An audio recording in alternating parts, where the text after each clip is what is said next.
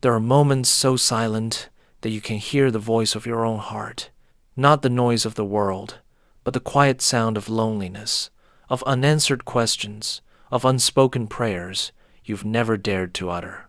You look around hoping someone might understand that silence, but no one seems to hear. It's not because people are heartless. It's because each person walks within their own mist, carrying invisible storms that the world cannot see. Realizing this truth can feel heavy at first, because it means no one can fully step into your pain or the quiet battles within you. But as that truth settles, it becomes a liberation. When you stop waiting for others to carry your wounds, you awaken your inner strength. You become the one who holds yourself with calmness and silent dignity. This is the essence of what the Buddha taught. No blaming, no begging, no resentment, only a deep responsibility for your own heart. Peace is not a gift someone gives you. It is a flower that blooms only when you nurture your own mind. No one can grant you tranquility, for it is a field that exists within you. We often seek salvation outside in praise, affection, or understanding, but the more we depend on them, the more we lose our greatest power, the power to master our mind and our reactions. When you turn inward, the winds of blame cease. When you take responsibility for both your pain and your joy, you become free. Free from expectation, dependence, and the craving to be understood or saved. In that solitude, you touch the deepest stillness of your being, the place where wisdom is born. It is no longer a frightening loneliness, but a sacred one, where you learn to hold your own hand through long nights, to rise without help, and to smile even when no one sees. For the path to awakening always begins with one simple yet profound realization. No one can take responsibility for your mind but you. And when you truly understand this silence no longer feels empty within it, you discover strength, dignity, and the peace of one who no longer waits for the world to save them, because they have learned to become their own refuge. There is a truth in life, sharper than any blade, yet it brings a freedom beyond all forms of liberation. You must walk your path alone. Surrounded, though you may be, by family, friends, or those who love you most, the inner realm of pain and growth is a land only you can cross. No one can lie awake with your thoughts at midnight. No one can enter your mind to untangle the threads of worry or fear. And no one, no matter how deeply they love you, can walk the path of healing, awakening, or freedom on your behalf. Even Prince Siddhartha, before becoming the Buddha, had to leave behind his palace, his status, and those dearest to him.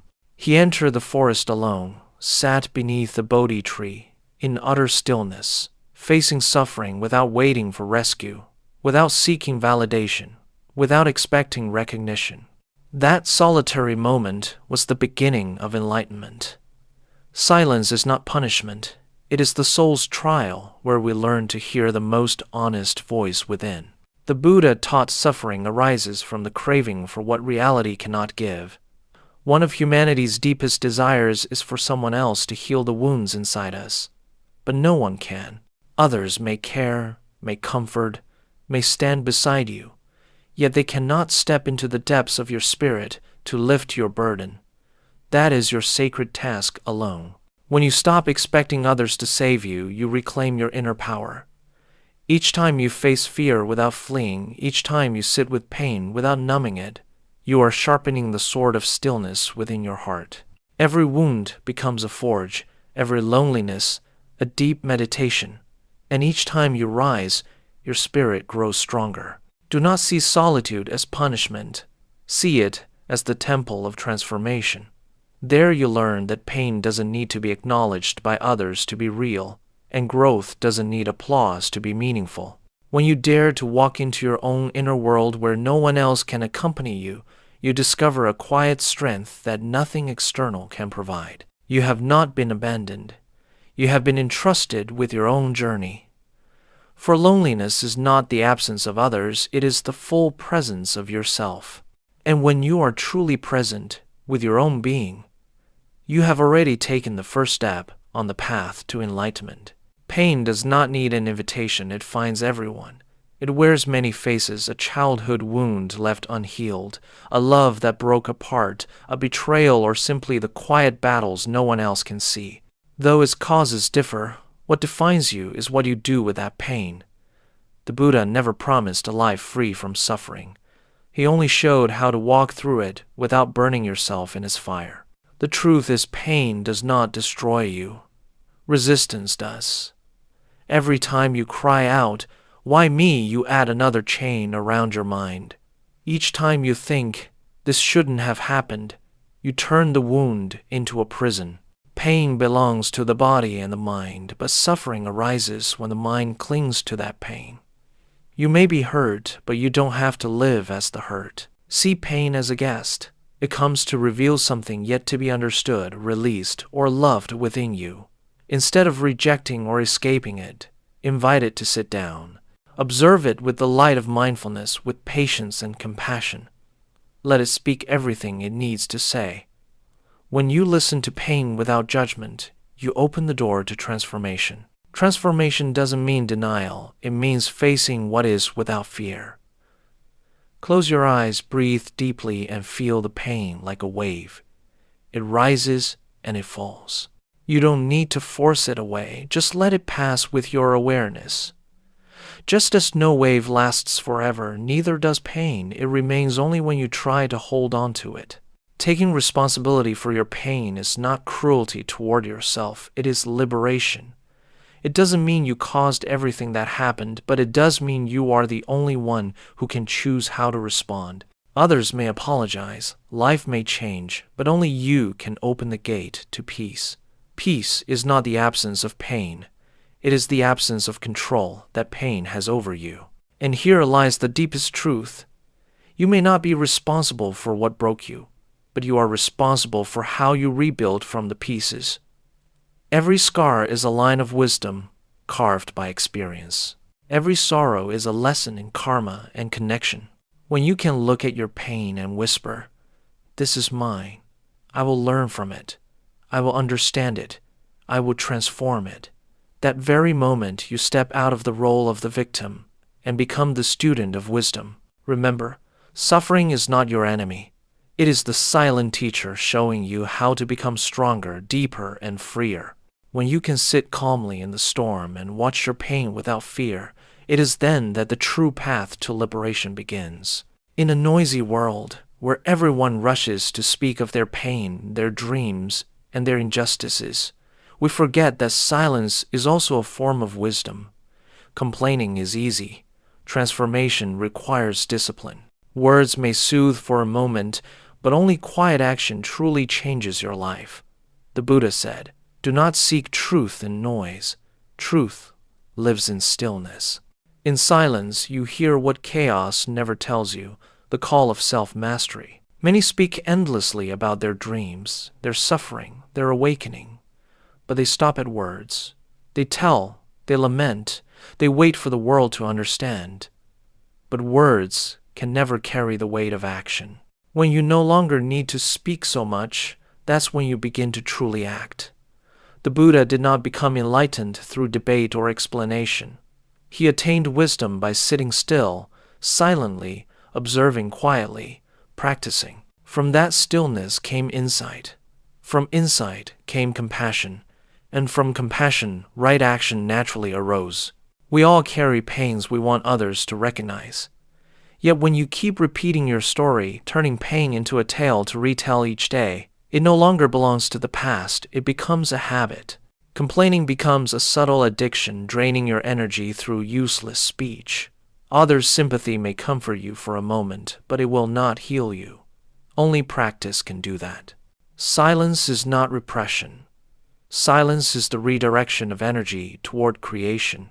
Every minute you meditate, every time you stay calm amid criticism, every act done without seeking acknowledgement, that is when you build inner power.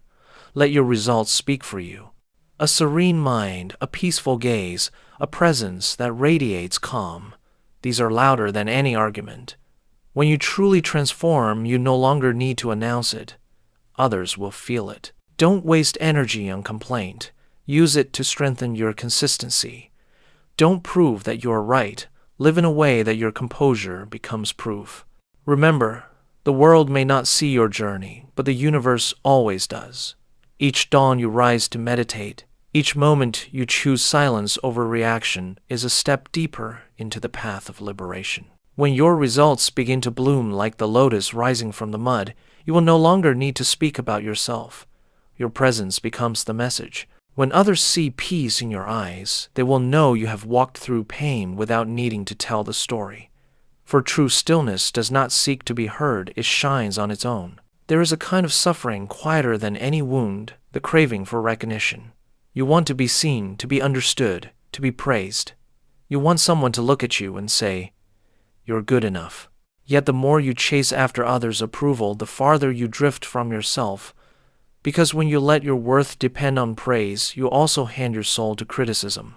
People can celebrate you today and forget you tomorrow, lift you up and tear you down in a single breath. And if your peace depends on that, it will vanish like mist when the sun rises. The Buddha taught that wherever there is attachment, there is suffering. An attachment to praise or acknowledgement is one of the most subtle chains. It makes you live not to be true, but to be seen as good. You say what others want to hear, do what they expect, until slowly you lose your naturalness, honesty, and freedom. Your life becomes a stage, and your mind an actor afraid of being forgotten. Liberation begins when you pause and realize no one needs to see you for you to have value. You are worthy not because of applause, but because you exist, you breathe, you are aware. Within you already lies a still space where no compliment can lift you, and no insult can bring you down. That is the knowing awareness the Buddha spoke of, a consciousness untouched by others' words, illuminated only by presence. When you stop chasing validation, you begin to discover true respect, not from others, but from yourself. This respect is quiet but unshakable. It allows you to speak truth without fearing rejection, to do what's right without needing praise. From there, your actions become pure, untainted by the fear of judgment. You walk lighter through life because you are no longer a seeker of attention. You are someone who naturally shines. The paradox is that when you no longer need recognition, people are drawn to you effortlessly. For human beings are naturally attracted to those who are self-contained, authentic, and free from the need to prove. That stillness radiates the power of truth, and truth always carries its own magnetism. Let go of the hunger for praise. Stop begging the world to understand you. Simply live rightly, act rightly, and speak rightly. When your heart no longer needs the sound of applause, you will hear a deeper sound, the sound of freedom. For from the moment you no longer need anyone's approval, no one can shake you. Expectation is an invisible binding light as air, yet it can tighten around the soul. You give and hope to receive. You love and hope to be loved in return. You help and wait for gratitude. You try hard and expect life to smile at the right moment. But life does not move according to the map in our minds. It is the gap between what we wish for and what is that gives birth to suffering. The Buddha called it attachment when we tie our happiness to things going our way. You may think that if you are kind, others will respond with kindness. But reality does not follow our moral equations. Others have their own journeys, limitations, and illusions. When they don't respond as expected, the pain you feel isn't caused by their actions, it's caused by the story you built in your mind. The tighter you hold on to how it should have been, the farther you drift from peace. Life has never betrayed you. Only expectation has. Letting go of expectation doesn't mean becoming cold or indifferent. It means you stop demanding that life obey your will. You still love, but with freedom. You still give, but without demand. You still strive, but without attaching your worth to the outcome. When your heart opens, the world softens. When you stop insisting, gratitude naturally blooms. Ask yourself, how many times have you lost peace, not because of what happened, but because of what should have happened? You expected a call, it didn't come. You hoped a friend would understand, they didn't. You wanted life to be fair, but life follows karma, not emotion. Each should have is another rope tightening around your heart. The Buddha said, "Give without expecting help, without seeking reward, love without attachment. Only then can the mind be truly free." When you stop forcing the world to follow your design, you begin to see beauty in its spontaneity. You smile at what doesn't go your way, for you understand even disappointment carries the lesson of letting go. From the moment you tell yourself, "I don't need everything to be perfect. I only need to be fully present," you step out of the prison of expectation. Peace does not come when life pleases you, it comes when you accept life as it is. And in that acceptance, miracles begin. No one can take your joy away, for you have reclaimed the key to happiness into your own hands. The world will never pause for your pain. Even when your heart is breaking, the sun still rises, the streets remain loud. People still laugh, still hurry past one another as if nothing happened. That truth may at first make you feel lonely, make life seem cold.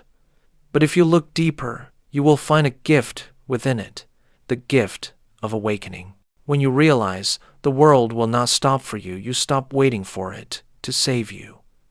You begin to learn how to stand steady from within. Most people suffer not only because of loss, but because they keep waiting for something or someone to ease their pain. They want life to pause the world to notice, to be comforted, to be assured they are worthy of love. But life does not operate through pity. The Buddha once sat alone beneath the Bodhi tree, facing loneliness, hunger, temptation, and fear. Yet, he never begged the world to wait for him to awaken. He stopped himself, and in that stillness, he discovered an unshakable freedom. When you stop waiting for the world to change, your mind begins to change.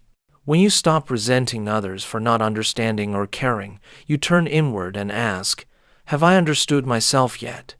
That is the first step to being calm in the midst of chaos. True peace does not come from stopping the waves, but from learning to stand still within them. Each morning when you wake, even if your heart feels heavy, keep walking. Remember, you don't need the world to understand. You only need not to abandon yourself.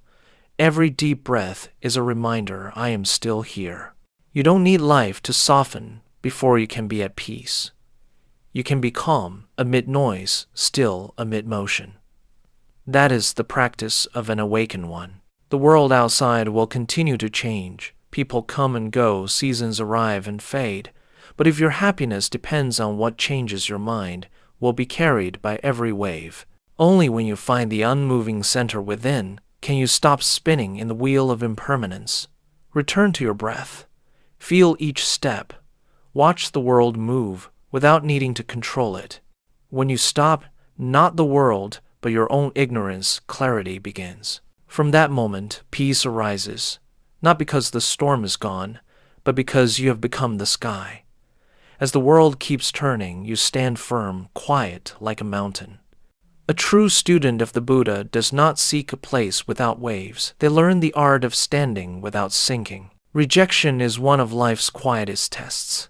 It comes without noise or drama, yet it can crack your heart in silence.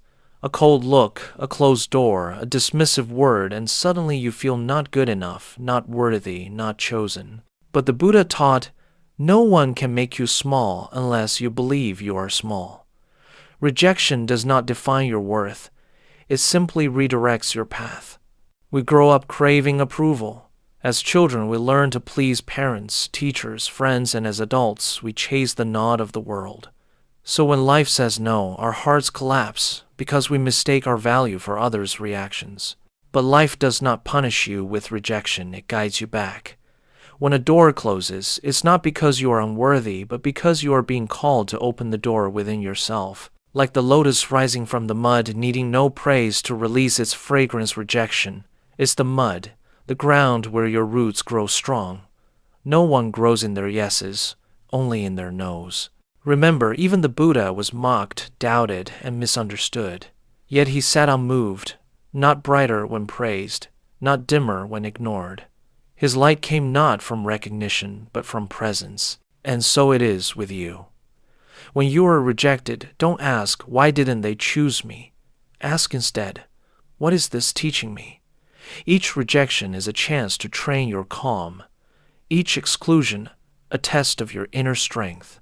The world owes you no invitation, but you owe yourself one thing: the resolve not to fall before silence.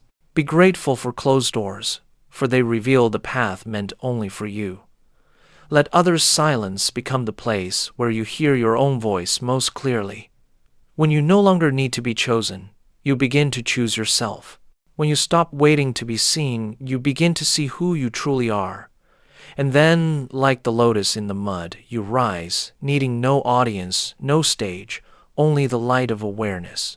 One day, those who turned away will look back and wonder, how did they become so strong?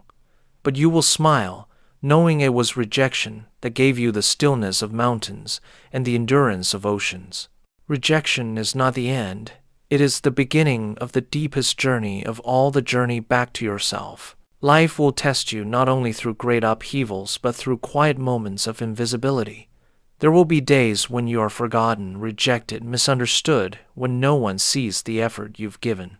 Yet it is precisely in those moments that the Buddha's teaching becomes most alive, not in words, but in the way you hold your peace amid what you cannot control.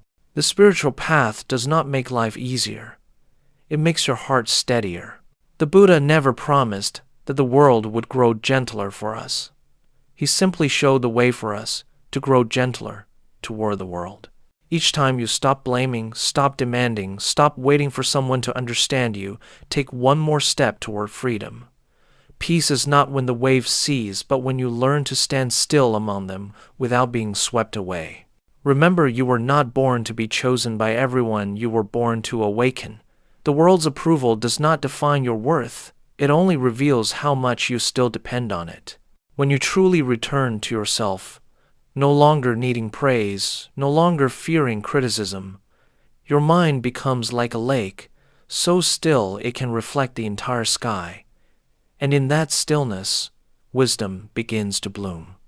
Live like the lotus, pure amid the mud, serene amid the noise of the world. Each time you're hurt, use it to grow. Each rejection, let it teach you the strength within. Each moment of loneliness, see it as a chance to return home to yourself.